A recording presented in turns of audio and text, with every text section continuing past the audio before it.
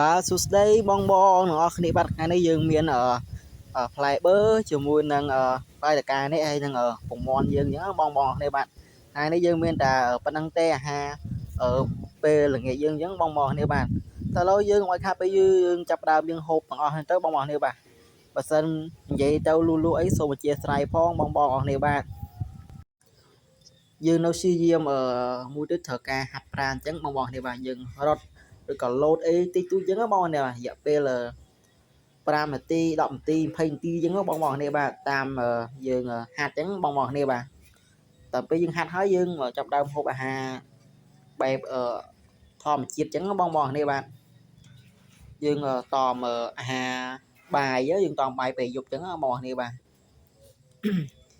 ហើយបើលឺសូរសំឡេងរំខាននេះសូមអធិស្ឋានផងបងគ្នាបាទភាសាមានបុណ្យគេចិត្តទេអញ្ចឹងបងគ្នាបាទ